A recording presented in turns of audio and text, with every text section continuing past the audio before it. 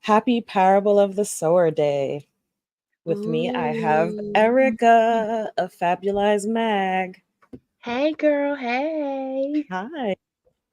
So I'm today is July 20th, mm-hmm. 2024, the date of the 2024. first entry of Lauren Olamina's journal. It's so heavy, right? I feel like it's so heavy. It's so like, first of all, I'm happy that there are so many people like collectively engaging. And I'm always happy when people engage in Butler's work because I Yeah. feel like her work is so timeless. Like you could read it Hmm. any decade and it's really relevant. So I'm excited that so many people are like taking to social media and deciding to like dive into it. But I know a lot of people that are going to be watching this. Some people may not have read it yet. So I started looking for Yeah. my copy and I was like, because I'm a book dragon, so I have like books everywhere. You So know, I I was like, understand. so You I know. was like going through like my book brain file. Like, I know I put it over here because it's over here with this. I like trying to make sense of my organized confusion of my books. So I end up finding this arc of Professor John Jennings. I don't know if you can see it. Because of my virtual background. But I found an arc of Peril of the Sword when he was doing it as a graphic novel. And Hmm. I got it at New York Comic Con 2019. And I was really excited about it because I knew, Kendra had did so well. So I just Hmm. knew that this as a graphic novel will probably hit people better. But one of the reasons why I kept it is because it's not colored. Because it's an advanced, reader copy. Uh-huh. So it's one of the only times you can actually see the graphic novel in straight black and white. And I feel like the black and white contrast really m- adds more mystic and fear illustrated, if that makes any sense. That makes sense. I haven't read the graphic novel. You should. It's Yeah, so I good. haven't. Give me 1 second. Let me just mute this thing on my computer.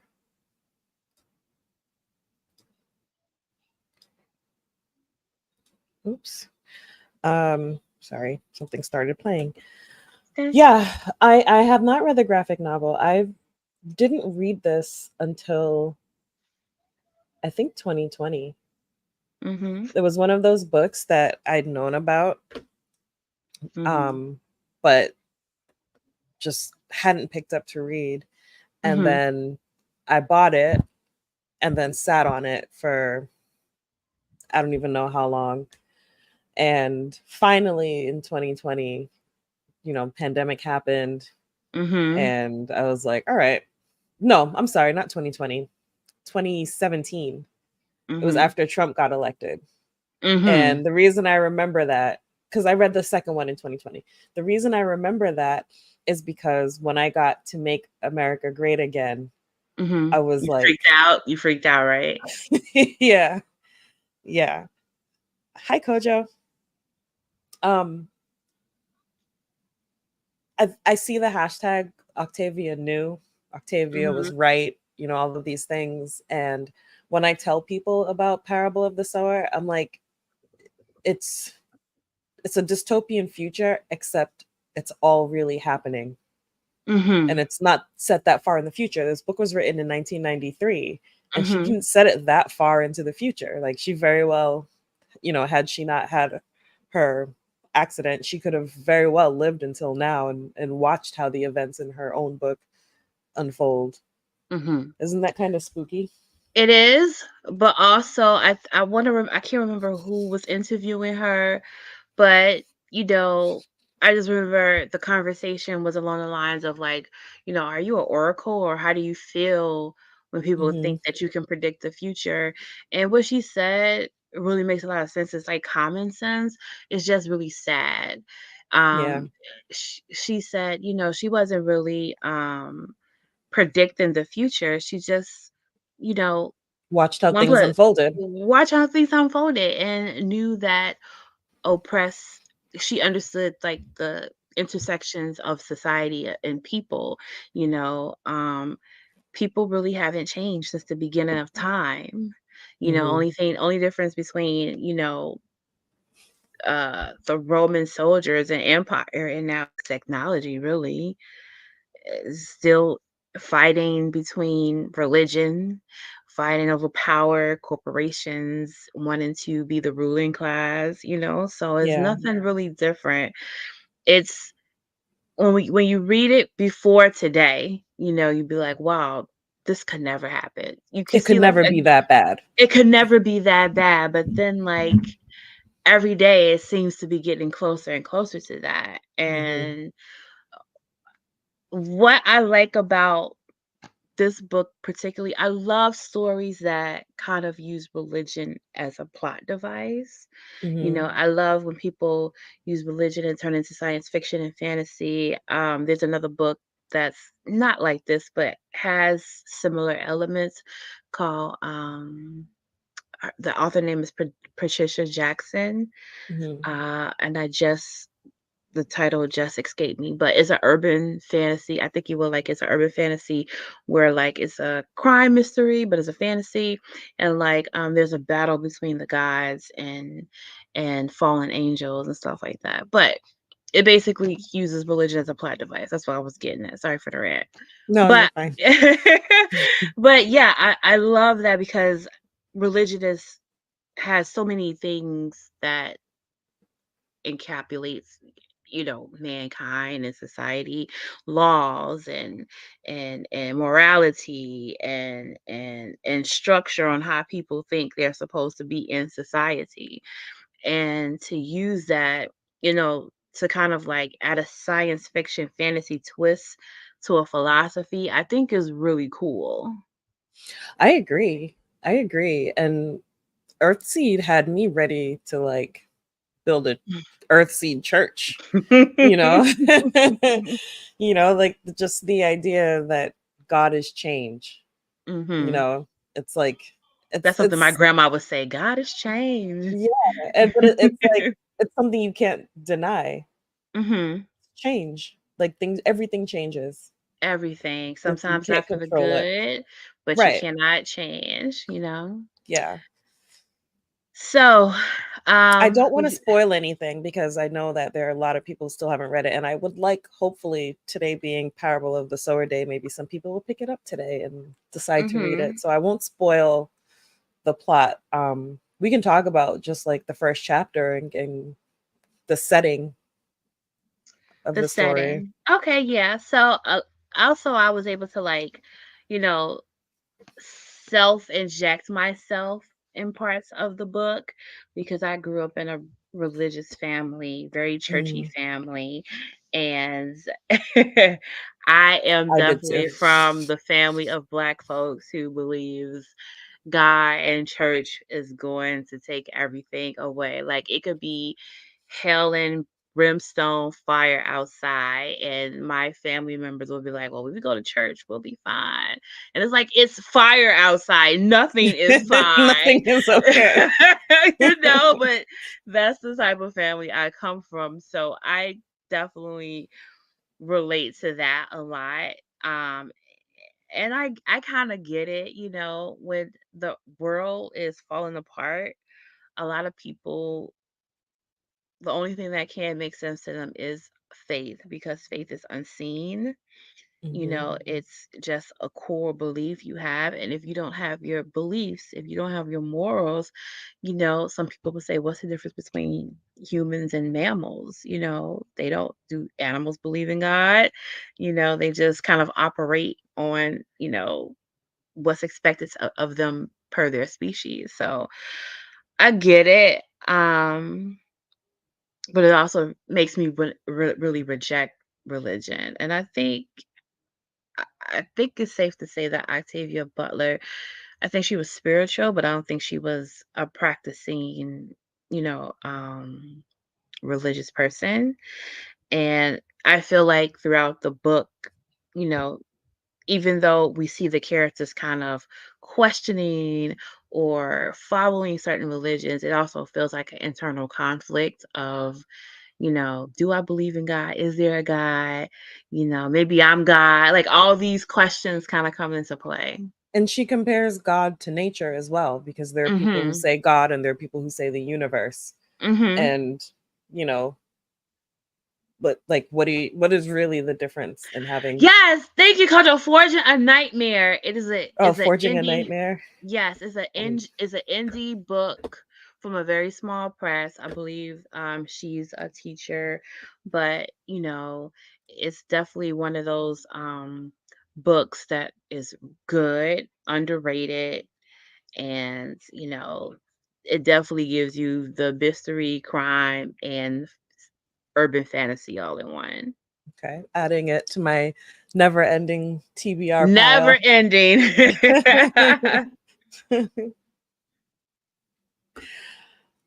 I think that one of the things book, this story did to me was kind of awaken me to how ill prepared I am for like the world outside of my apartment.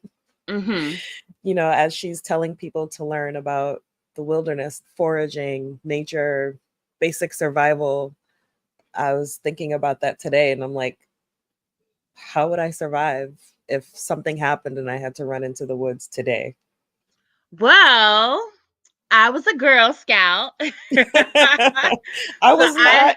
I know all the basics. I can start a fire, I know how to clean fish, I can fish, I can I know what poison ivy looks like, so I know like the bases, but I don't live near the woods, right? So but if I was there, I could survive.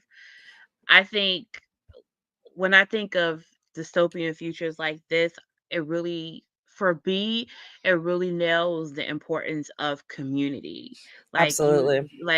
I feel like with the raising rent prices and home costs and just the cost of living, we really, as a collective, we need to like really tighten our community and the people that we live with. Like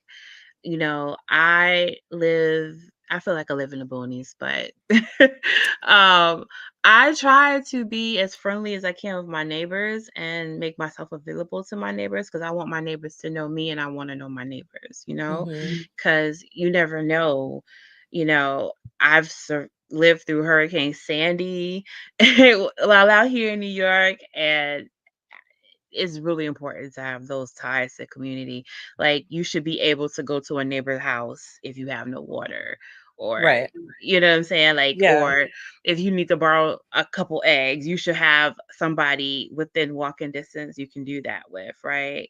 Yeah. So, and not just you, but like you can also help others. Like I have a child, so I definitely try to be friends, or not friends, but like in community with other parents, right? Because I feel like if you are a parent and your children in your community, you're kind of like a indirect parent as well, right? Because you don't Hmm. want children to get hurt in front of you. So, yeah, definitely need to be community minded, especially now going forward in the society that we live in. Yeah.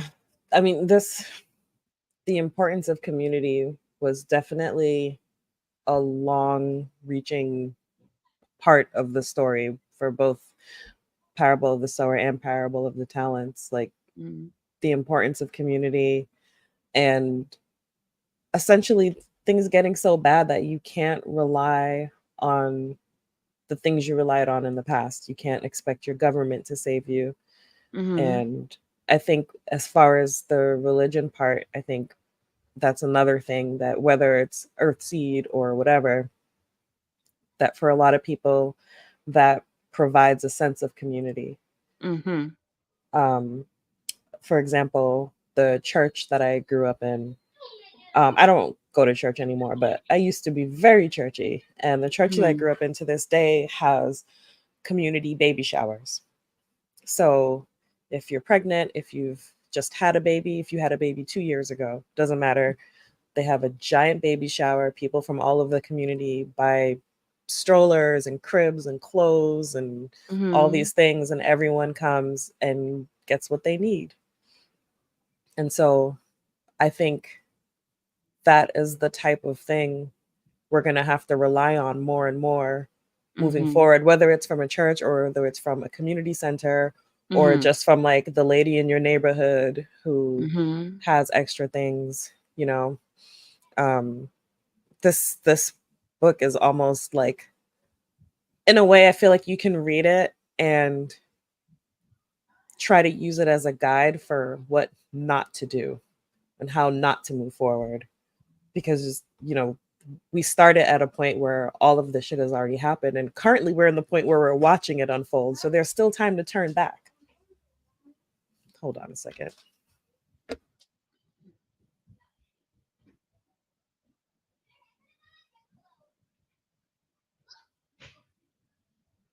Speaking of children, I'm hungry, mommy. Like, I don't have See, a Shuri was tried to pull that on me a few minutes ago.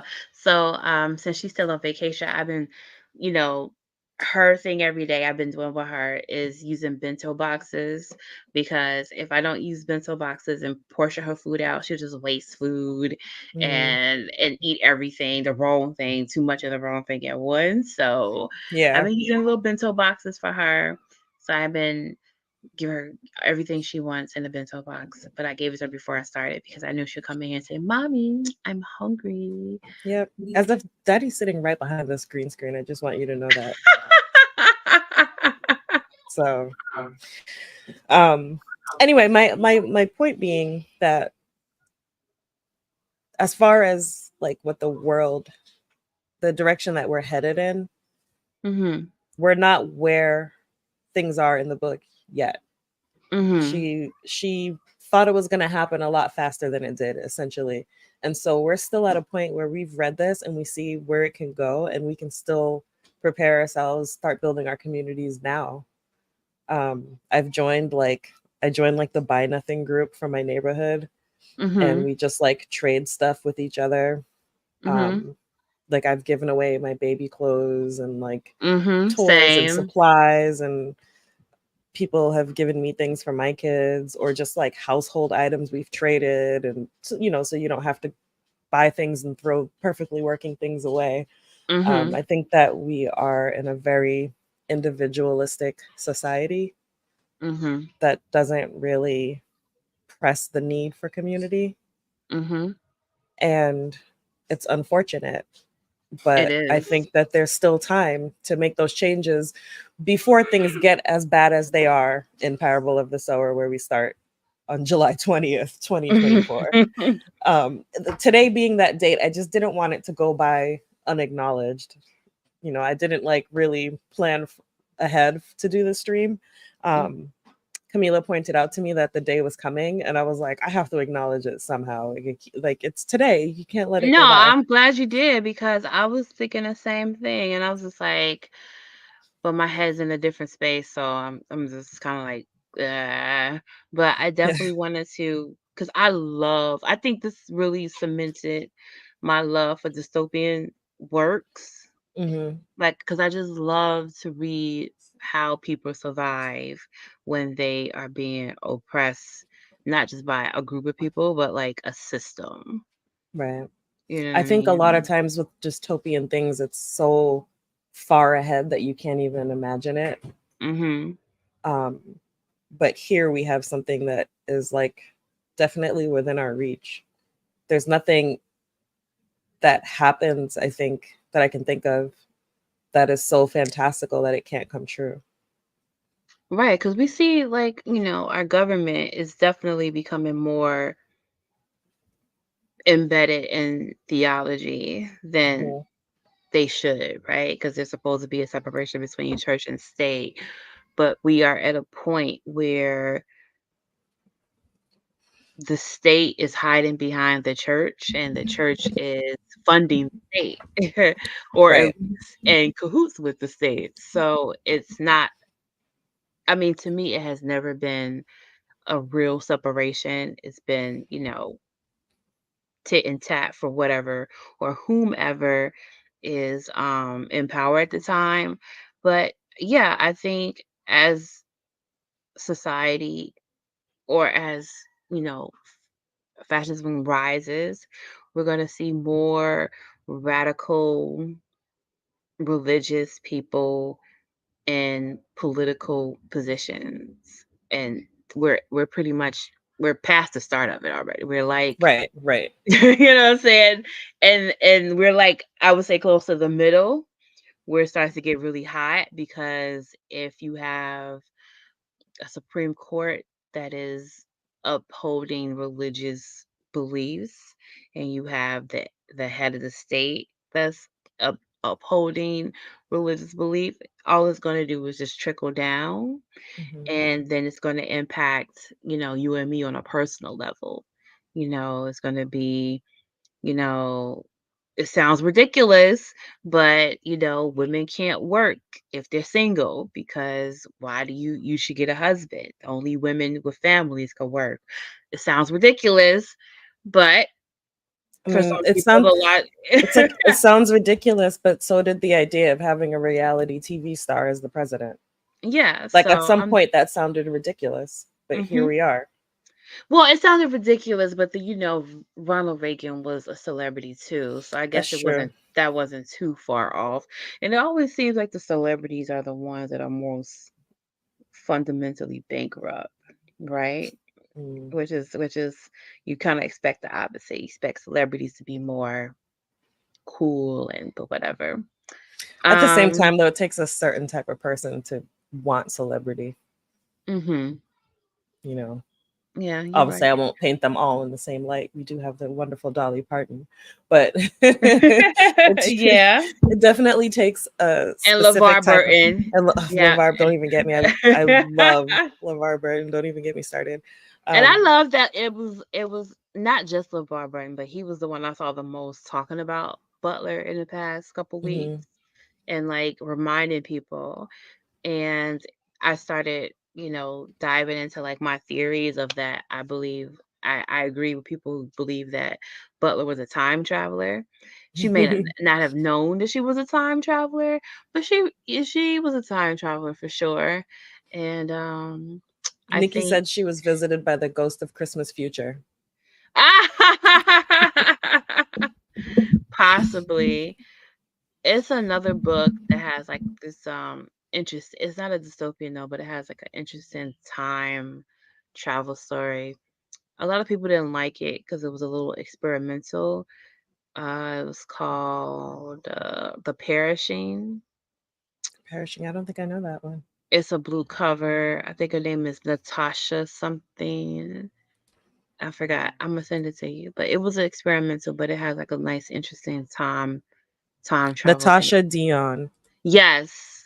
Okay, I see it. An extraordinary novel featuring a black immortal. Oh, sorry. In 1930s Los Angeles, who must recover the memory of her past in order to save the world from. Oh, the way it's written, it looks like must save the world from NAACP Image Award nominee Natasha Dion. I was like, wait, save it from who? They should have put a period there. It would have been really helpful for me just now.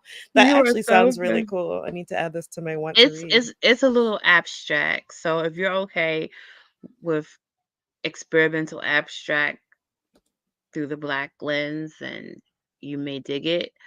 I thought the writing was good. It was a little it pushed my, imagination because it is experimental, but I thought it was really interesting. Um, yeah, I'm adding. I'm trying to log into my Goodreads so I can add it before I forget. I should have just done it on my phone. The Perishing. What is something else that you're reading that you would, or what are some other Butler works that you like? I guess is my question. Like, All what are of your them, but favorites? all of them. I don't really have a Butler book that I don't like because I like them all for different reasons. I will say, some of her one-shot books, like from the 80s, are really interesting. Um, I don't remember the name of them. I don't remember the name of anything right now. It's all good. I'm like, look at the covers are in my head. Mhm. um, I mean, Kindred is probably like my top fave, and Yeah. I think the reason why I love Kendrick so much is because it's basically the book that introduced me to her work and the concept of black speculative fiction, because I've always been like, I've never been really a romance girly. I've always been like a fantasy sci-fi girl, but that is very white. And it wasn't until the early 2000s. I was a member of the Black Expression Book Club. I don't know if you remember that. That's like way back Mm-mm. in the day. So I don't know which magazine. I think it was a collaboration between like Essence and some other Johnson brand, and it was a Black book club, and they would send you hardcovers every month to be part of this book club. So you would sign a little card. It was kind of like those 10 CDs for 1 penny type of thing, but Mhm. it was with books. So I was like, oh, Sign absolutely. me up. Sign me up. And you got a little catalog of like a little book catalog of all these black books. So, as a young adult, uh older teen, young adult, I use that to start building up my library because I wanted black authors. And, this was back when, you go to the bookstore and they had like the urban fiction. Every black author would be in the urban fiction all the way in the Mhm. back, right? Mhm. And so just to have these books sent to me was like a real privilege. So I remember one book I didn't select for the month, and they will automatically send you a book if you didn't select anything. And I got Kindred, and I was like, well, what is this about? It looks interesting. And I just remember being up all night, like, what the fuck am I reading? Like, and I can't stop reading it. Like, what? Slave, what? Your family? What? Oh, this is bugged out. What you mean you got to take your husband to with you? Oh, okay, okay. This is really bugged out. So that was my introduction to her. And I was like, okay, so I need more of this. I'm definitely a sci-fi fantasy girl. I need more of this. And that kind of like opened the pathway for me to like find and discover other black speculative writers and graphic novels. I started with Bloodchild and other Mhm. stories, um, because I don't know, I like to read short story collections because I feel like it's a way to not commit. You can just kind of read a little bit, put it down, come back and read some more stories, and you don't like have to remember anything really from story to Mhm. story. So when I wanted to get into reading her works, I started there. I read Kindred immediately after, but Mhm. The Xenogenesis trilogy is what like absolutely floored me and is my favorite out of everything she's done. We actually did Dawn for our book club a few months Mm. ago. Um, yeah, I don't always read a lot of sci-fi, but that in particular was just. Do you hear my kids? You hear mine? Yeah. That's they the That summer. in, that in particular just stuck with me, just as just a fantastical story in general, whether it's fantasy, sci-fi, horror, whatever. Like that stands out as just Mhm. something I enjoy reading, and it's another future where you know it's in this case it's at least so far ahead that I won't see if it comes true. Mhm. But I lost my point. But in any It's case, okay. Mhm. I love Xenogenesis. I think that's my favorite. Um, Wild Seed I is uh, one I really enjoy too. mhm. I was gonna Um, say I'm a big mood reader, so I like books that like have multiple genres in it. So mm, I'm gonna read a speculative historical fiction mystery thriller. Because I get yeah, all I get all yeah. I get all the elements I want. Or I'm gonna read the historical fiction horror romanticy. Like Hmm. that's insane to me. Of course, I'm going to read it. It's really hard for me to stick to like genre books that have like just a straight genre, like unless it's literary, because I feel like literary kind of has weaves different things in. But I can't just read just a straight mystery. It has to be like historical fiction, this mystery, or uh, like a cyberpunk noir Mm, mystery. It has to have like different elements, into it. So yeah, and it doesn't help that I'm a mood reader. So if it doesn't capture my mood, if I can't, you know, feel like I'm part of the setting, I can't do it. And I feel like Octavia Butler's work has different genres all into it. There's a little bit of mhm. horror, there's science fiction, Right. there's fantasy, there's historical fiction, there's all types of things in it. So it's always a go for me. Hold on. Sorry. Yeah, I I mean, wish I could have Kindred been cool alone. enough to read Octavia Butler in the 80s. Yeah, I couldn't read Octavia Butler in the 80s. I was too young in the 80s to understand what I'd be getting into if I had read it. Forgot what I was gonna say. I'm sorry. It's okay, guys.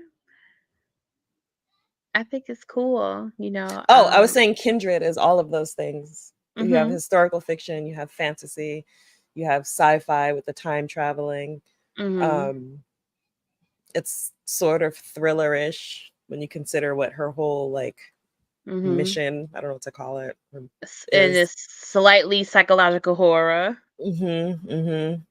Yeah. Did you watch the Kindred show? I tried.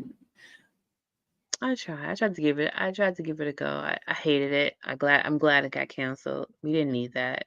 I didn't watch it. You don't have to. Please don't. It I've only heard bad things.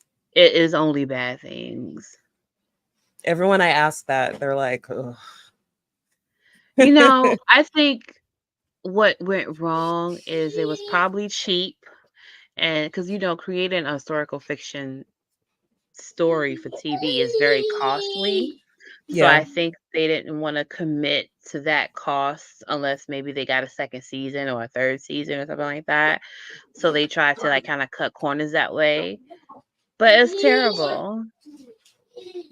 I'm sorry, Garvey's shirtless and running That's around. okay. He was just standing right behind me. I couldn't tell if he was showing up on camera. Yeah, yeah. It's okay. Sorry, it is so chaotic in here right now.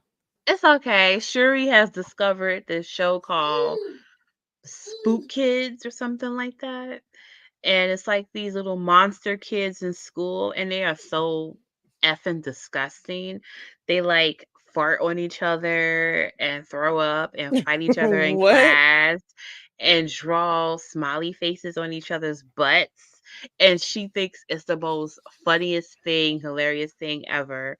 And I'm like, how did you come across this? Let me readjust your YouTube kid settings because and Yeah, then I so hope she's Donut doing doesn't it. find that. And now she's doing it with her friends on FaceTime. So they're like, booty! And they like put their butts in the camera Oh my god. with each other. it's I'm like, oh my God, when is this stage over with kids? When Yeah, butts you've are no longer seen the funny. posts I've made about Donut being obsessed with butts and telling people what genitals he has. Yes, same with Shuri. It's like we don't have to talk about it though. Like Yes. nobody wants to know. My child likes to run out the bathroom when she gets out the shower. And she has like this triple X dances where she just screams vagina, vagina, vagina. That is madness I don't even know where she gets it from because because you don't do that. mm-mm. No, No, I never. don't. No. My brother has, and I'm very upset that she acts like my brother in a lot of ways. Very upset. What's going on here in the Nikki's What's going on here in the Nikki comments? What Nikki up, and I are logged into hoes? the same Nikki and I are logged into the same account. So we're just both responding, so you won't know who's who.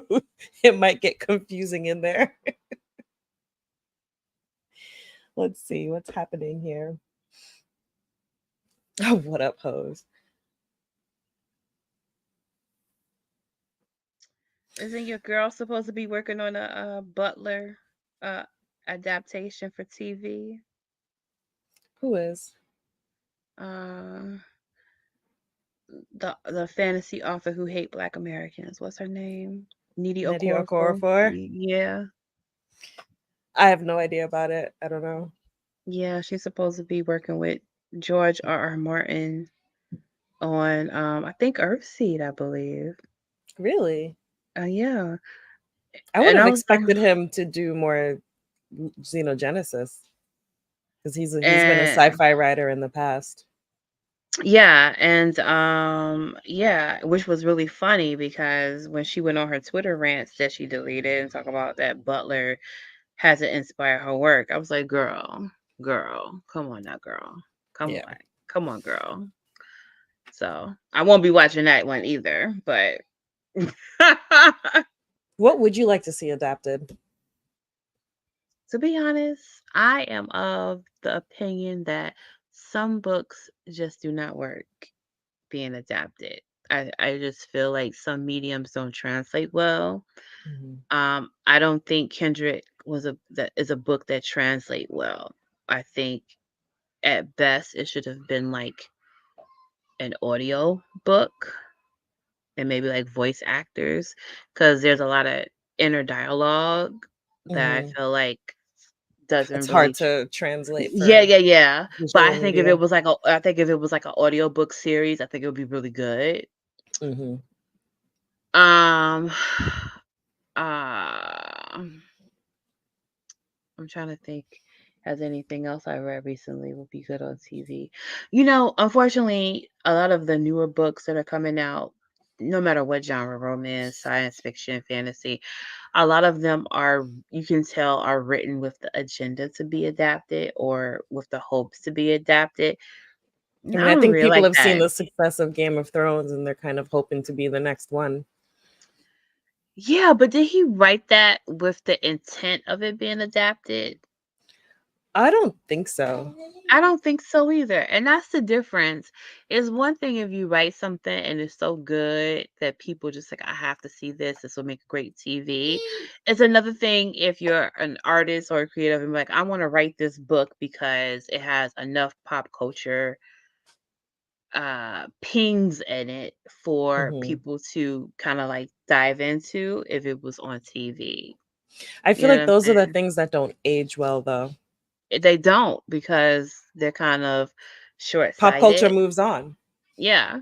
and then your references are so outdated that Unless nobody you're doing a gets them. historical fiction about pop Right, culture, like if right. it's like, set in the 80s or the Historical fiction 90s. back to the 90s. Yes. Isn't that wild to say right now that the 90s is historical fiction?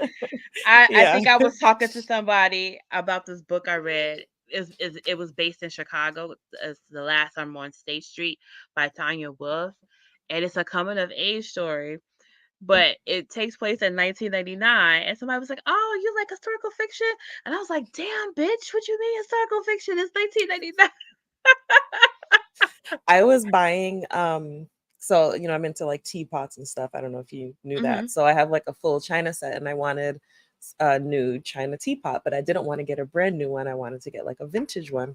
Mhm. I found a set that I really liked and it was like vintage from 2000. I was I'm like like, vintage and then I was like, that's not vintage, that's retro. Maybe. but then I thought like in the 90s that I think the 70s was vintage because I did. I did too. Yeah. So there's that to chew on. Anyway, um yeah, I don't know which of Butler's work I'd want to see um adapted because even when I think about Xenogenesis, like what would the Oankali even look like? It's so hard to even imagine in my mind. And when you look at the old book covers, the way they're drawn aren't how she described it either. So it's like even the artists couldn't Mhm. picture what she described. So I think Dawn would be a cool animated series. Yeah, There's a yeah. few books I think would do really good as an animated series. Chain Gang All Stars. I think that's like an amazing dystopian book that would be an incredible animated series. I hope no one takes that idea and do it and then I don't get credit for it. That happens a lot. Yeah, yeah, yeah. Parable of the Sower Day. I'm glad that we got a chance to meet up. It's been a long time It since we've has been. chatted I like know. Last this. time I think we chatted in person was at Comic-Con. Oh my gosh. Yeah. Yeah, yeah. I wish I Ooh. could show you some of these. Oh wow.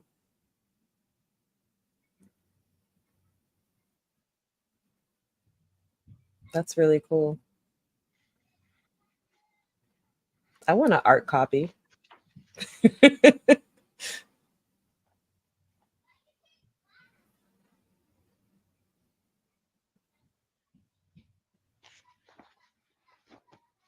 Yeah, the black and white is really cool. That is really cool. I should get it signed. I have a whole collection of signed books. The Who really? selects. I don't have any. Shuri has more than I do. Really? You Everybody love it? signs books to Shuri. She has an autographed book from Stephanie Williams, who just did Moon Girl. She Mm, has Naomi signed by David Walker. Malcolm X's daughter signed her copy book to Shuri. She just recently got an autographed copy from Tracy Baptiste, a children's horror writer. Sent her a book. So yeah, is she she. the one who was on the panel with you? Yes, yes, Okay, yeah, I remember her. yeah. Her books are really good too. Yeah, I'll have to check them out. I wish I could have stuck around to talk to you afterwards, but I literally had somebody like in the car waiting for me while I was sitting That's in your panel. okay. Well, thank you for comment. I hope you thought it was cool. I did, I did. Question from Cinnamon Love. When is Is Wakanda Forever in Bryant Park? Yeah, can That's you the drop a better. link for that?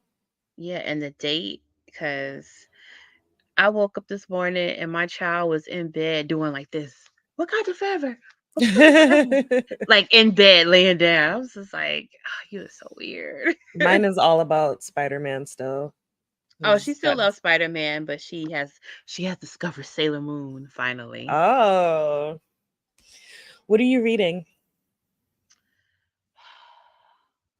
I'm glad you asked. My next reads, okay, so I am reading, I'm starting this.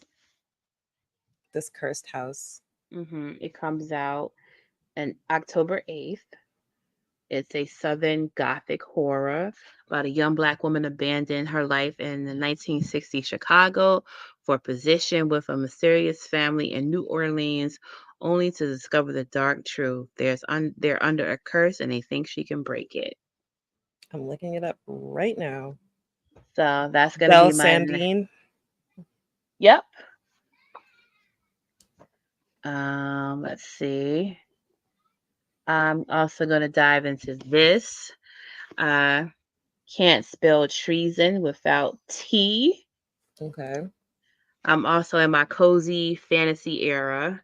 So anything with like tea and witches, I usually read it just because those are just like two things I really love. So magic teas and witches.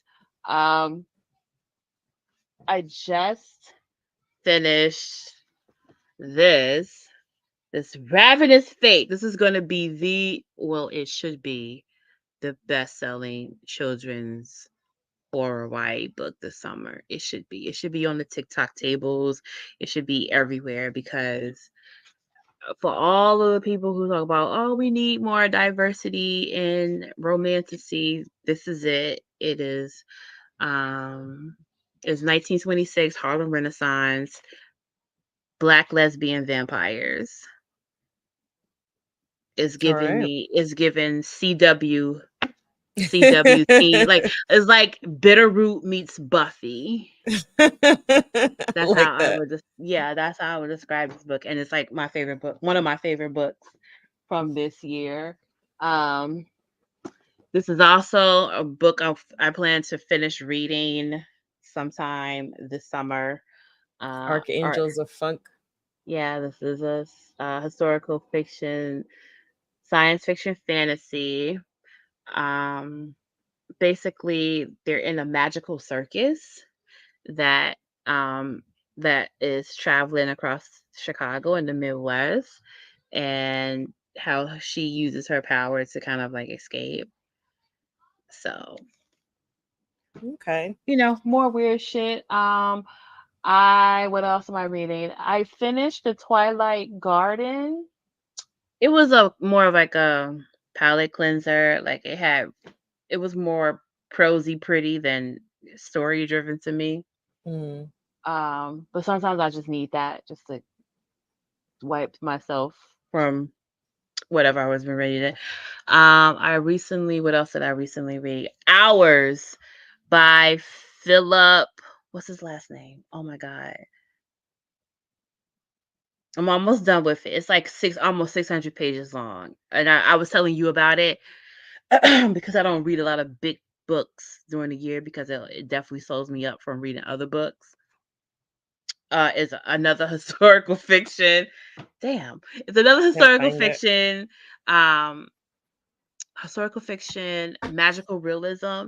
Is about a woman who's basically a conjurer, and she frees enslaved people all throughout Arkansas, and she builds this community called Ours in Missouri.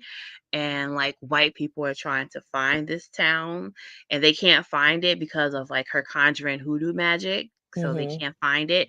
But as she gets older, her powers weaken. And as her powers weaken, white Philip B. people, Williams. yes, yes, Found it. as her power weakens, people in her community are losing hope because they think white people are going to find them and try to enslave them again. um it's really heavy. The book is a heavy read because the author writes like his mother was Toni Morrison and his father was like, Brandon Macy or something.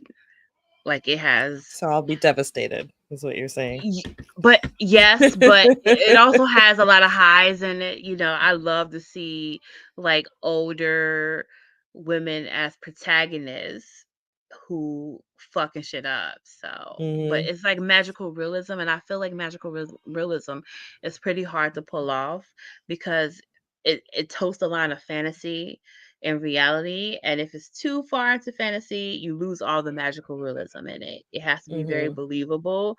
So, yeah. Yeah, this is a Okay. heavy book, but it's a really good book. Every sentence feels very intentional. I am currently rereading Children of Virtue and Vengeance because the new one is out. Mhm. Tomi Adeyemi. Mhm. How So is it? I haven't started the new one yet. I'm rereading. I so whenever the new one comes out, I just go back and listen to the audiobooks for the old one so I can like remember the world and get back into it. Um, so I'm rereading that. I'm rereading Rebecca Rowan Horse's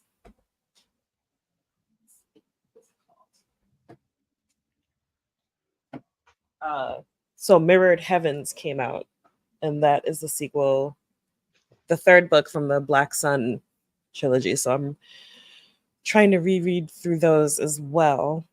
I have to get into her book. I want to. I think I have one of her shorter novels, one of her recent ones, but I have not had the opportunity to get into her because it's really hard for me to um get into authors while they're in the middle of a series. Hmm. Like I rather them finish the series and then I can take my time and dive into it.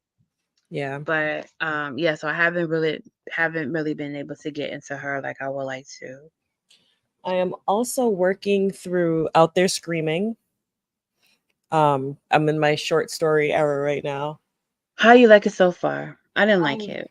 no, I'm enjoying it so It far. was a little I guess I don't know, maybe my expectations was a little higher. I thought it would be, writing short stories is kind of hard. It is Mhm. hard. So, and plus I'm not really like a horror girly, so it's really hard to lose my lose my attention when it comes to horror. I like a particular type of horror. Like I like the cozier horrors where it's really about the mood, the atmosphere, and Uh-oh, I made the myself blur. unknown. The unknown. I don't really like gore, slasher. See, I like that. I don't really like that.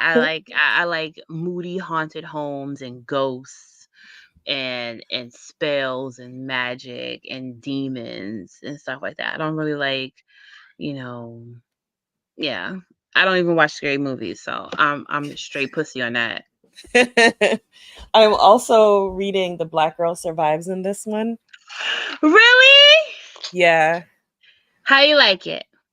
So I've only read a little bit. I like what I read so far. I started with Justina Ireland's story. I haven't been reading it in order. Okay. And I enjoyed the opening of it By more Ella than McKinley, hmm, the opening of the book or of the her opening of story? her story. It's called Black Okay. Pride. I Okay. liked it so much. So I don't know if you know, I like to play around with audio and make my own little audiobooks. Mhm. And so since I'm in like my horror era, I had an actress I know read the opening of the story for me. And I like sound design. I'll send it to you so you can hear it. And Yeah, I I did want to like a hear bunch of like it. sound design to it because the opening was so chilling that like it just stuck with me. And I was like, I need to do something with this. So I'm enjoying it so far. I also picked up, I haven't started reading it, but I picked up Never Whistle at Night. I Have you have heard that of book. this? I haven't read it. I have it. That's the Indigenous anthology, right? Yes. Yeah, I have it. I have not read it. I definitely will say though, I have been enjoying the indigenous books I have been reading. I Mhm. read Blood Sisters by Vanessa Lilly. It I is haven't read that. a paranormal mystery. So basically, this Native American woman actually works for the government as I forgot the name of the agency, and she has to go back to her res because her sister's missing. Her sister has a history of like drug abuse, so she's Mhm. just assuming that her sister kind of like is relapsing, but she's also being haunted by her dead sister, who's basically guiding her through this mystery to find her sister. Okay. It was I really just added good. it to my Goodreads. I'm just like creating my list. Obviously, I can't buy all of these books, so I get a lot from the library, and so this is Hmm. my chance to say support your local library. Support, please. The Because library we is a need it good so community bad. place. Yes, the library is a good community. It Um, is. And my birthday's coming up, so I'm doing a library fundraiser. cool. Um, yeah. So, okay, I'm going to share the link. Let me just get it up on my laptop. Basically, the fundraiser is for the whole library, but you can also uh, funnel your donations to a particular branch. And so I decided to send mine to the Harlem branch because that's the one that I go to. So I'm going to drop my link in the comments. So please support your local library and mine. Yeah, I'll get a bunch of these from the library. Oh, you know what else I recently read? Hmm. A book with our friend Cindy in it. Oh, yes. Hey, Cindy. She was I gonna re- join us, but she's not feeling well, so she that's like couldn't come on camera. I hope you feel much better. I recently read Time and I called you like, Oh wait a yeah. minute. Isn't that your husband? Like, I'm Yep. like, everybody's in here. Why all my friends in this book? Like, what? I It was was very laughing so funny. hard when you were like, I have something weird to ask you. And I was like, does she want to be a thruple? Like, what is weird that she wants to ask me? Oh my God, Tanya! I'm gonna tell Reggie. Hold on. He's gonna he first of all, Reggie think you're the most hilarious person in the world. Oh, I love Reggie. He's like, you're his favorite person on his Facebook because he scrolls his timeline and sees you and he's always laughing. There's not a time he's never laughing. We But gotta get yeah, together again yes. and do something. Do something, What else yeah. am I reading? I'm gonna tell you. Well, I also read like children's books too. Mhm. I Nikki and I had started, we called it Baby Book Club because we couldn't think of a name for it, but Mhm. we did some middle grade books with my niece and her friends when my niece Mhm. was, this is in 2020, so she was like 9 maybe. Mhm. She's turning 13 now, but at the time she was like 9 or 10. Mhm. And yeah, we were looking for middle grade books. So anything you want to recommend, I'll absolutely pass on Oh to her. yes. Okay, so here we go. All right. So I just recently. Okay, so first of all, Sarah Everett is she does middle grade and YA, and it's always emotional. Like Hmm. I'm talking about crying, like me, my big grown age. Like the way she writes, but she makes it like accessible for children. So it's so heartfelt. Like oh my god. So one of the books she wrote, I read a couple years ago. Is Some Other Now. I believe it was I don't know if it's middle grade or YA. Let me look on Goodreads. It just says children's. Oh no, this is for young readers, so it must be middle grade. So Some Other Now is about this girl who, she lives next door to her best friends and like they're two boys. She has a crush on the other older brother, but she's best friends with the younger brother, but she's always at their house because their family, takes her in because her dad works a lot and her mom has like chronic depression to the point where like she can't get out of bed, she can't Hmm. cook, she can't really take care of them. So it's looking at depression from a parent, from a child's perspective, and it was just so gut wrenching. It sounds This gut one, wrenching. it is. It was just so gut wrenching. The one I recently read of hers is called "The Shape of Lost Things." It comes out in October.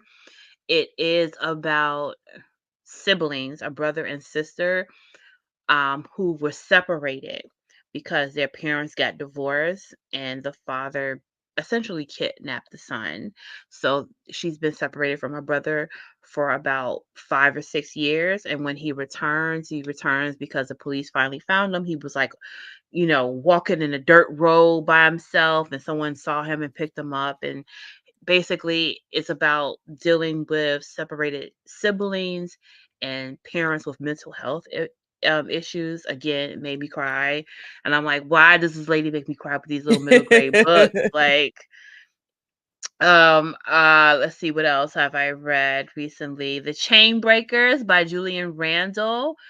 It was okay. I got familiar with Julian Chambers in the book that came out a couple years ago, Black Boy Joy. Remember that book with the blue Hmm. cover? So Yeah, he was one of the short stories in there. So I read his book, The Chain Breakers. It's okay. It's pretty decent. Um, Beware the Heartman by Shakira Bourne is a Bayesian horror middle grade story. So it's basically like, Caribbean folklore into like a mystery horror. So that was that pretty sounds cool. cool. Yeah, that was And pretty you know I'm cool. always looking for stuff that's Caribbean based. Yes. Oh, let me tell you about. Well, I mean, you saw at the panel when I was talking to Tracy, but I have been enjoying like the Caribbean fantasy horror stories I come across. Like When We Were Birds. Hmm. That's the Trinidadian kind of like horror romance story. I love Tracy Baptiste's Jumbies. I recently read Beware the Heartman, that is Bayesian. Um there's another one, I can't remember the name of it, but it's by a Trinidadian woman. Her name is Amy something. I gotta look, let me look on my Goodreads, I can tell you the name of it. What's the name of it?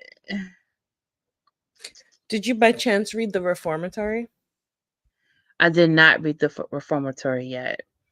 I read her graphic novel that she wrote with her husband. I liked it.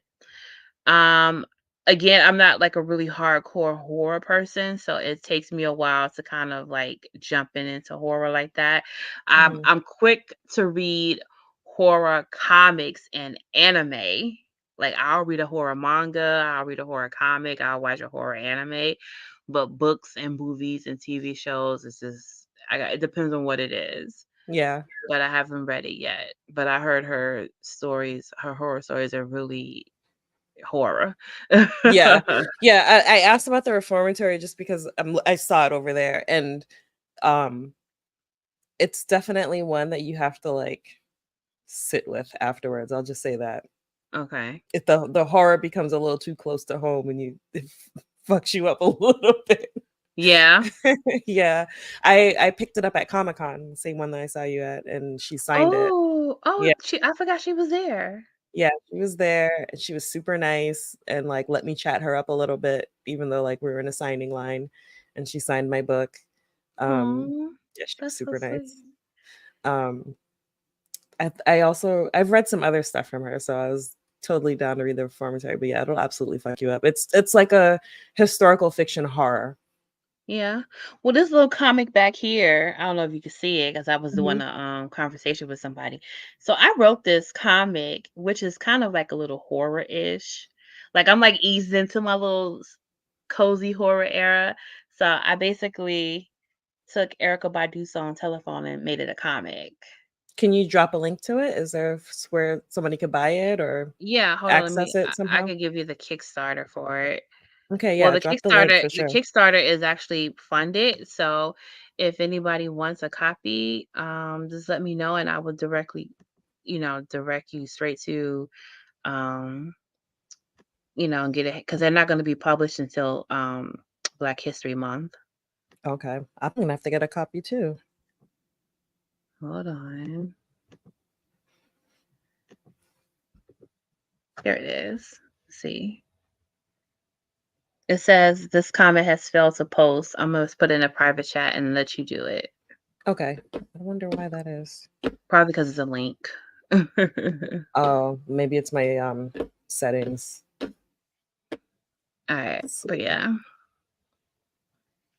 Copy.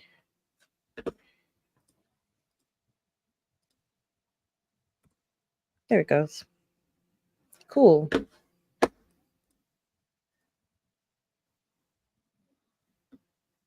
Okay. Are there any books you are excited to read? Um, I'm a big Brandon Sanderson fan. I don't know if you knew Mhm. that, but I I am. did, yes. Yes, I am. So I've been working through his catalog for a few years now. I've been trying not to just stick to one author, so I've been getting other books in between. So I'm working through it slowly, but the fifth book from the Stormlight Archive, which is his like magnum opus, comes out this December. So that's something I'm like super looking forward to. Nikki and I drop Sanderson Easter eggs all the time on our Mhm. podcast and on our streams and stuff. Like he's definitely one of my favorites. Um, the two that I was mirrored heavens, the Rebecca Rowanhorse one I was telling you about, and the Tomi Mhm. Adeyemi one. Those two are ones are that I'm looking forward to reading, but they've come out and I have them now. I have a problem with pre-ordering books and then they get here and then I sit on it for like 2 months or 6 months or a year, and then I'm like, what did I pre-order it for? I 'Cause you didn't wanna need it right have away. it. Listen, book buying and book reading are 2 different activities. I had to clear out. So I have a engineering desk because I do like audio engineering. So it doesn't have drawers, but I started developing this stack of books that kept getting taller and taller and it was getting knocked over and it was becoming a problem. My husband's a record collector. He probably could have guessed that. He had to clear out 4 shelves just so I could clean my desk off. Mm. And so yeah, I have a TBR that is a mile long because I'm starting to get them faster than I can read them. But I have a Mm. hard time doing audiobooks because I can't pay attention. So it only works for me if it's something I've read before because then I'm kind of following along and reacquainting myself. Or if it's short stories, I can do audiobook for short stories because it doesn't require a lot of my attention span. Um, I've so I been have more quite a into few. audiobooks. I've been more into audiobooks recently only because some books I pick up and I might be interested in, I definitely would not be able to go through it reading it. I would just definitely put it down and just keep it moving. But with Mhm. audiobooks, I can kind of like go through it faster. And if it's something like ours, I start the audiobook of ours. But then I was like, this book is so fucking good. I need to get it. I Yeah. need the hardcover so I can like, mark it up and shit like that. So that's kind of like what my graving curve is on books. Mhm. There are also some audiobooks that are really good that I know for a fact I would not be able to read because the content is kind of boring. So I definitely would be like, okay, I'm not reading this anymore. And I do that. I don't feel guilty if that's like if I'm like 100 pages in and I'm not into it, you gotta go because like This it's too is many the books. first year I've been able to do that. What book did you do it with? So I did it with Master of Poisons. I wanted to like it so bad. It's beautifully written, but Mhm. it's like there's like I read it and I'm like, what just happened? Like Mhm. nothing's happened. Like, and not even like nothing's happened because I love world building. I love like George R. R. Martin, he will sit there and have 3 pages about the feast that was laid out. And I love Yes. that. I love Okay. that. Like, give it to me. Give me all of the details. I do want to know what you ate and what you smell like. And you know what I mean? Like, I love those types of details. But this was something where, like, I kept reading it and not really wondering what's going to happen next. I was just getting Mhm. caught up in like the writing itself. And then I just couldn't get through it. I realized I kept putting it down and it was taking me forever to read through it. And the other one was Goliath, um, by uh, I know what you're talking Toshi about. Onyebuchi. I cannot get into his writing. I've Yeah, tried. I've struggled with it myself. I tried Goliath. I couldn't do it. I tried War. I think it's War Girl, War I Baby, didn't read Riot that one. Baby. Riot Baby. Yeah, I did read Riot Baby. I wasn't really into it. I felt like I I had to force myself through it. And I with think I put it down. Goliath, Yeah, I can't get past 50 pages with him. I yeah, I Goliath was kind of the same. And I was forcing myself to go through it. But then I was like, mhm, this year, I'm not forcing myself to read books that I am not enjoying. And so I put that down. Actually, it's so weird. I have an advanced reader copy of Goliath and I have no idea why. It just came in the mail one day and I'm wondering if I like entered a giveaway or something. It probably. just showed up in the mail one day and I was like, "Oh, Is okay, I there a guess I'll book read you this." read this year that you did not like? Like you got to the end of it, it was like, oh hell no. Well, let me look at my Goodreads so I can see what I read this year. Um, while I look that up, this is another short story book I picked up just because I saw it in the store. Oh, I want that one too. I just like saw it one day and I was like, sounds like something I'd read. So I just grabbed it. I didn't even read about it. So I haven't started that one yet, but it's definitely on the list. Let's see. What did I read this year? I feel like I've been lucky. I can't think of anything that I listened to How to Love a Jamaican. And while I didn't think, yeah, it's a book of short stories. It's not like fantasy or anything, but it was okay. Um, it was kind of cool to have like these short stories that I can really relate to. So that was Mhm. nice. But the people reading it, like the accents were so bad. And like, I wish they had just not even attempted to do Jamaican accents Mhm. or just hired Jamaican voice actors. 'Cause they exist. They're out there, like just you just have to look for them. But I didn't love that. Let's see, what else did I read? I read The Sisters of Reckoning. Um, Mhm. I thought it was okay. I liked the Good Luck Girls a lot, and so I felt like the follow-up wasn't as strong. I Mhm. didn't hate it, and I didn't, like, not wanna finish it, but wasn't my favorite. I also read The Merciless Ones, and I didn't love it, but I liked The Gilded Ones a lot. It's Mhm. another one where I just feel like the follow-up wasn't as strong as the first one, Mhm. and I think sometimes I struggle with some YA because I have to keep reminding myself that these are teenagers and that that's why they're so whiny and annoying. Mhm. Like sometimes I'm just like, oh my God. And then I'm like, oh yeah, this is supposed to be a 14-year-old girl. Of course she's having these struggles. Um, I have, I am very picky about my YA that I read too because I prefer like, upper YA, mhm. that is a little bit more emotionally driven. Um, but I have read some cute YA romances. One I read, I can't see. This is so terrible because I read good books, but I feel like I read so many of them. I can only remember the covers and the story. Like Yeah. if you say the name of it, by oh, like oh yeah, I did read this book and this is what it was. But like it's so many books in my brain. So the last YA I read that I love was This Ravenous Fate, and it's coming out in a couple weeks. So that is like top tier to What's it me. called? This Ravenous Fate I just showed Oh, you. the one that you just showed. Yeah. Yeah, that's coming out in a couple weeks. That is like top tier. Like I want to read all YA books need to be like that. Like I need to read it. Like it has a romance as an adult I can follow and be interested in without it being unnecessarily inappropriate for like young people. You know what I'm Yeah. saying?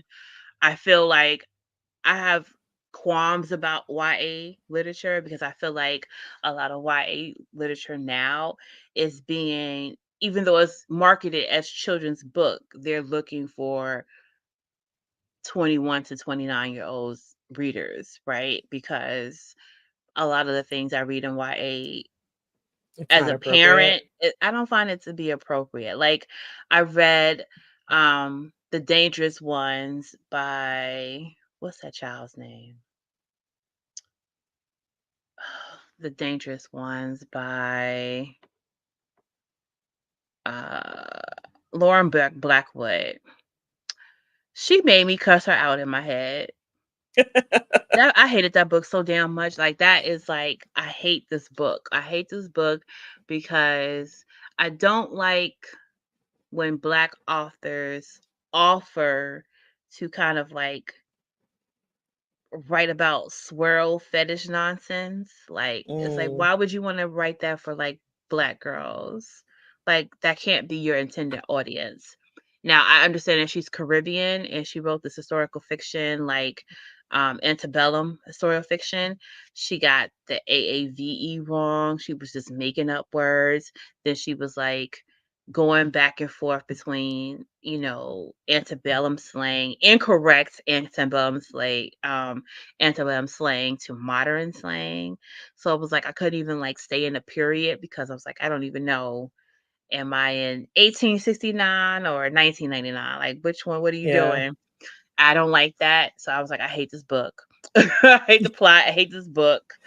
Um, I did not read Blood at the Root, but apparently the author is being like dragged on Twitter and book I talk right saw that now. and I was confused because there's another book called Blood at the Root. Hold on. Oh no, you know what? It's not called Blood at the Root. Never mind. It's called Rest at the Root. Oh, that by Justin Ireland, Just right? when I Yeah. yeah. Yeah. And I thought that that's what was being dragged and I'm like, "No," but it was not. It was something. So yeah, that one's called Rest at the Root. So never mind. Yeah, Yeah. I that's how I found out about it was people on Twitter just dragging the absolute shit out of it. I hadn't heard of it before that. I have heard of it because I've seen the author market this book pretty hard. I think I want to say before Christmas he was throwing out that pre-order link. So I was like, Mm. he's been throwing out this pre-order link for like 6 to 8 months. He's definitely gonna probably hit that 10,000 mark and hit the New York Times bestseller list, and that's what happened. There was a lot of push behind it. But there were some things about the book in its story and its conception that just didn't really land with me. Like, you know, Like the character named Dila. well, D-Lo could be short for D'Angelo. I think some people were kind of taken aback that D-Lo and that he's supposed to be down low, Yeah, but that's what I was and, seeing. yeah, but But his again, I name is haven't read it. D'Angelo. Yeah, but his name is D'Angelo, so D-Lo is Oh, not okay. outside of the ridiculousness of a nickname for that. Gotcha.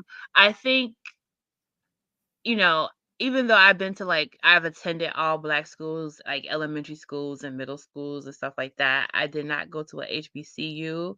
So I would not attempt to write a story about a HBCU without that experience. And I think the biggest issue that some people have is that he created like this black Harry Potter world. And I understand that to some degree because I want us to evolve past Harry Potter.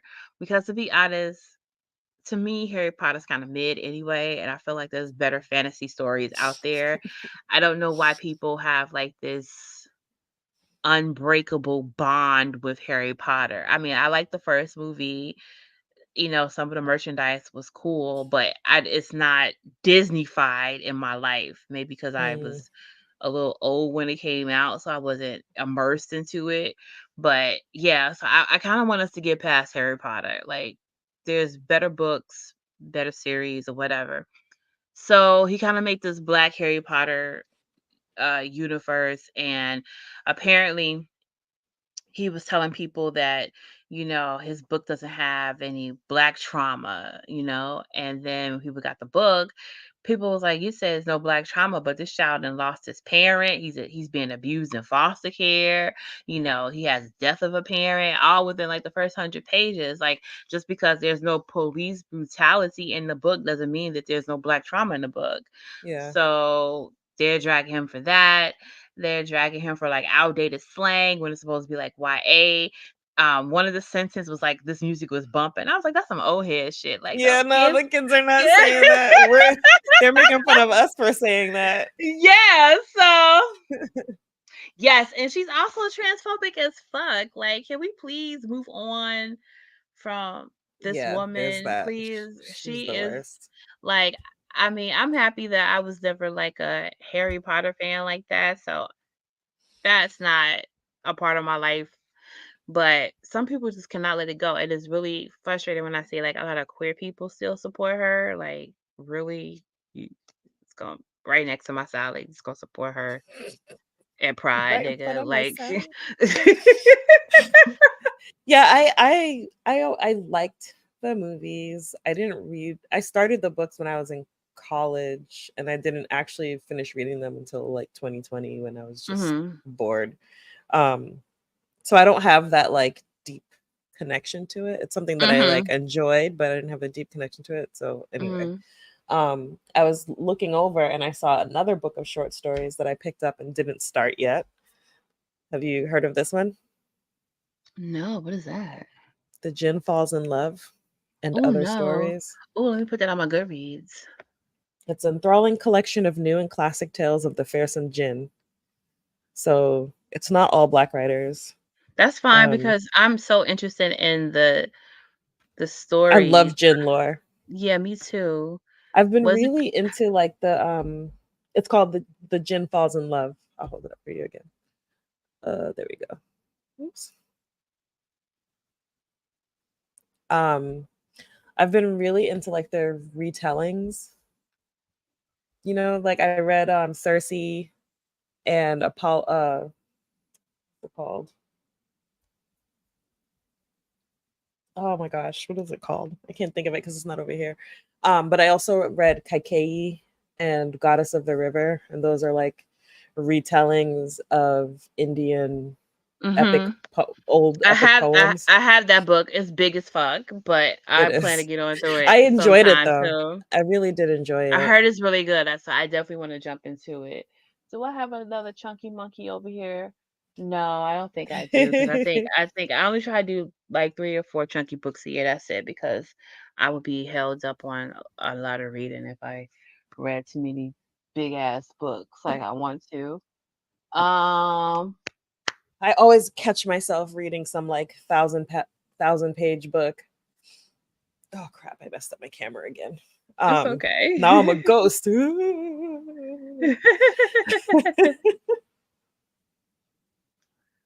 You um, I'm just like That's is something that Shuri scary? would do. That's something Shuri would do. Hold on, let me just close this and I'll open it back up. Yeah, I have been really into like the yeah, this is just been really into the retellings. This will just work itself out, I suppose. Um, and these like different types of short stories. It's just driving me crazy. There we go. um, yeah, I have these two books that I got for my birthday last year that were on my Amazon wish list. They're for years. I just happened to come across them. The first one's called All Souls Rising, Mhm. and it's about uprisings and slave uprisings in Haiti. But then it Mhm. felt kind of weird after I got them because then I found out it's like written by a white guy. So I was like, I don't know. That's always the unfortunate part. I mean, I'm gonna read it. I'm gonna give it a chance. But I was like, kind of. I had never checked to see who wrote it. I was just like, oh, I'll read Well, about it. if you wanna well, it's not based in Haiti, but Dr. Rebecca Hall did a graphic novel called Wake, Revolt. It's Hmm. basically, Black women resistance, revolting. So if that's not good enough for you, Dr. Hall has a more, cohesive, account of Black women in America revolting throughout history. Okay, cool. Um, well, it's getting close to 9:30, so I won't keep you Yeah, all night. it's okay. But it was so nice Shuri, chatting with you. thank you for having me. It's always a pleasure talking books with you. We have to figure out what we're gonna buddy read. I know that's hard for me because I'm a mood reader and I'll just stop reading, like I'm gonna read something else. That's how I end up reading like 7, 10 books at one time because I'm like, oh, I'm not in this mood anymore. I'm not in this mood anymore. So I'm a little chaotic on that No, I get end. focused, but I usually have three going: one audio, one on my Kindle so I can take it with me, and one hard, like physical copy, not hardcover, but physical copy. So lately it's been the short stories have been my at-home physical copies. I'm reading the Wax and Wayne series from Brandon Sanderson on my Kindle, and as I told you, I'm listening to uh, Children of Virtue and Vengeance and Black Sun as audiobooks. Um, do you have anything that you want to plug?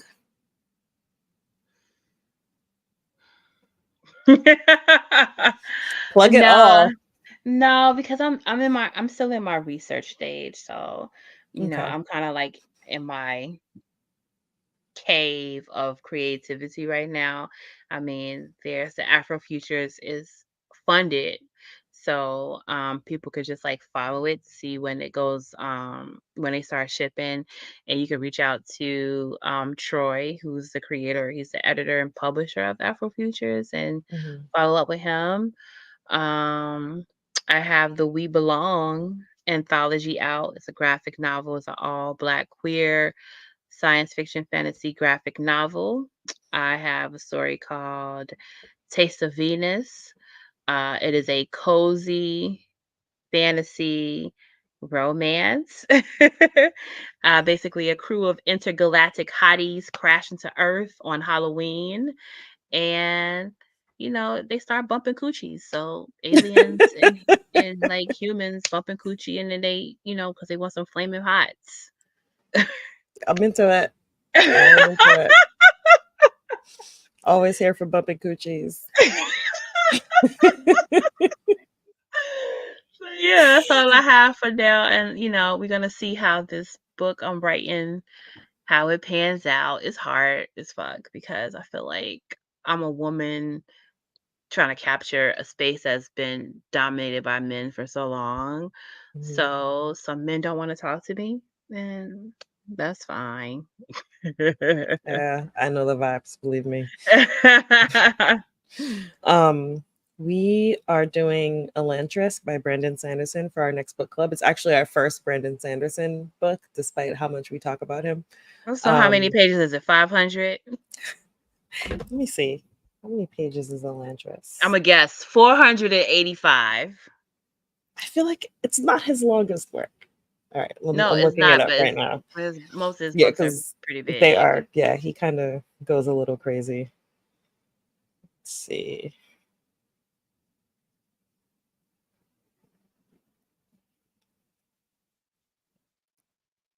How many did you guess? 485. 592. Who got time for that? See, that's the reason why I still haven't read love songs by the love poems of W.E.B. Du Bois, because the book is like 600 something pages. Like, I don't have that much time. It's And hard. then I and then the I just buckle audiobook be down. like 28 hours. Like, what? Oh, some of Brandon Sanderson's audiobooks are like 50 hours. Like, And I'm see, like, okay, so I'm gonna be reading this for a while. All right. yeah. I'm gonna commit. So I That's our next book club book, which was supposed to be tomorrow, but it's actually canceled tomorrow okay. because Nikki wasn't feeling up to it. So we are not having book club tomorrow. And when I find out what date we're moving it to, I will post that. Um, Other than that, right now we're covering House of the Dragon for our podcast. So new episodes hopefully every Tuesday, although this past one wasn't until Wednesday because I was traveling. Um, Hopefully every Tuesday though. There's only 3 more episodes, and then we'll be done for now until we move on to whatever is next, which I don't know what it'll be. I have a suggestion. Hmm. So I'm watching Velma on Cinemax or Showtime or HBO Max, whatever the Is that fuck. the Mindy Kaling joint? Yeah. So here's my opinion on it, right? So the first season, I feel like people were hate watching it, and I understand why they was hate watching it. The language, well, not the language, but the concept was a little cringy because it's supposed to be high school kids, and it was very adult. And I think the writers were trying to piss people off to get hate watches, and they kind of like lost the plot a little bit. Hmm. But towards the end of the season, a plot started to develop. So now that it's season 2, I feel like maybe I'm like the only person watching it, but it's a psychological horror with like a dark satirical twist to it, and it's Hmm. finally found its footing. So I'm still watching it. If you want to give it a go or watch an episode, well, I wouldn't even say. Well, you have to start with season 1, but that's the Yeah. most cringiest. But towards the end, it gets a lot better. So I'm still watching it. I'm still in it. I'm gonna start new Netflix show. I think it's called Supercell or something like that. Oh I keep yeah, hearing I'm people planning talking to about start it. that too. Yeah, so maybe you could do some stuff about Supercell. We could probably do that. I don't know if Nikki's watched it because we're always looking for stuff to do for 30 Tuesday. You remember you did 30 Tuesday with us, right? I can't remember which Mhm. one you did. I gotta remember. Yeah, I don't And remember either. I'm always ready to talk about Interview with the Vampire. Oh yeah, we I haven't finished season 2 yet because House of the Dragon started and threw me off. I But hate that they come on at the same time because, like, I want them both to win Emmys, but more so yeah. Interview with a Vampire because the acting on Interview with a Vampire is No, I was really enjoying it, but House of the Dragon just takes over for me. Like I'm yeah. obsessed with that world. So yeah, Supercell check out. Maybe we can do something about that. Okay. At some point maybe we'll do one of these short story. Oh, I'm going to email you my short story. Well, it's only part of it. It's just the opening. Okay. I'm going to email that to you right now while I'm talking to you. Um where can people find you? Where should we follow you? Can you I am Fabulous Mag, FA. You see it right here on the screen, on Twitter and Instagram, where nobody talks to me on Instagram. I just post and go. Like, no one pays attention to me because I don't post enough. But yeah, you can find me there or fabulousmac.com. And yeah, I will see y'all on the other side. Nice to see you, Sydney. I hope you feel better. And you too, Kojo. feel better, guys? I hope all of you feel better. We are going to call it a night. Erica, don't go anywhere. I'm Okay. going to end the stream, but don't you leave. We're going Okay. to call it a night. Thank you for spending Parable of the Sower Day with us. Again, I didn't have like something planned, but I just couldn't let the day go by Mm-hmm. unremarked on. It was necessary, and I'm glad that we got to talk about it without spoiling it. So this wasn't like a book club. It was just an acknowledgement of the day. Mm-hmm. So I hope, Absolutely. yeah, I hope that people who haven't read it go and pick it up and read it. And if you have read it, then now's a great time to start a reread. Mm-hmm. Um, On that note, we're gonna call it a night. Thank you, thank you, thank you, and thank you Bye, so much, y'all. Erica. No problem. Bye. Bye. How do I end this? Let's see. Okay. Bye.